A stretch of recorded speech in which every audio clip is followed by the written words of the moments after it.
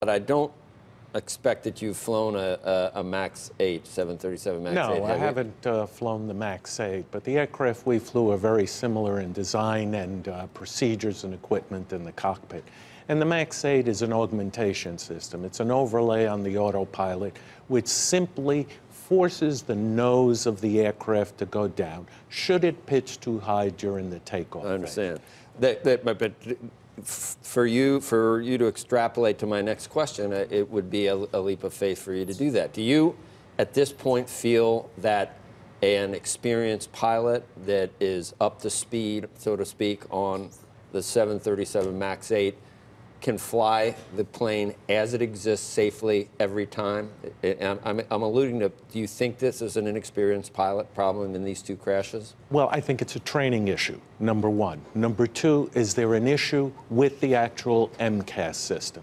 It shouldn't, within 5 months, malfunction in 2 times that can lead to a catastrophic failure. But in this case, Boeing and the FAA felt that training was not necessary in the system, and that even advising the pilots that the system was working in the background was necessary. Well, I'm just wondering whether there was an actual glitch that happened, or whether we're going to finally decide this was a pilot error problem. Because how many flights have there been made with this system that you made, the 737 system? How many have flown safely? And if a pilot that knows what he's doing can fly it safely every time. But the solution is to turn off the system, and I think that's what. Is that what other pilots are doing? Well, that's exactly the solution that they've told you is if this happens, turn off the system. Right, which is an easy thing to do. Which is an easy thing to do, but you're still talking about shutting off the system. However, when you're in the cockpit and you just take off, and a 500,000-pound plane starts to oscillate like a bucking bronco,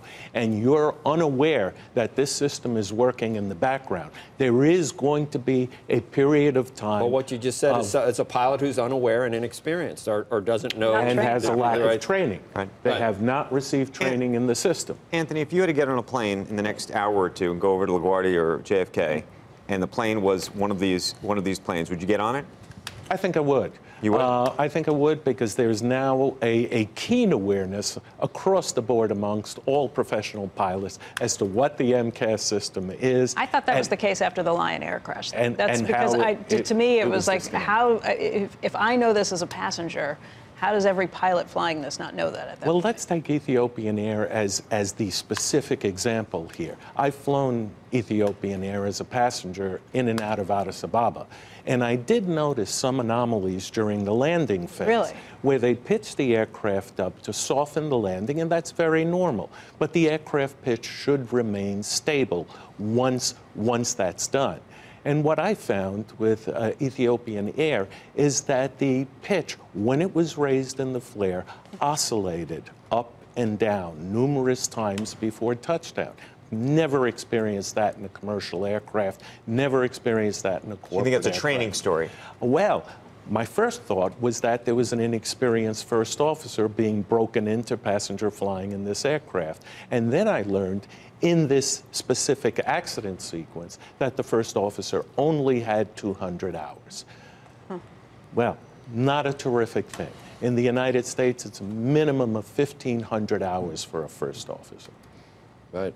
Wow, that's more than the pilot had in this situation, right? 4,000, I think. I think the pilot had 8,000 hours, which is more than sufficient. They have 4 years or something, but it's still 4 years. It's not 30 years. But the first mate had what? Had how many? A couple hundred? Couple of hundred, yeah. All right, Phil, you have a question, Phil? Quick question for Anthony. Anthony, how long do you think it'll take for other airlines or countries to become convinced again that it's safe to have the MAX 8 flying? Well, about 50% of the fleet is not flying right now, and Australia even banned it from its airspace.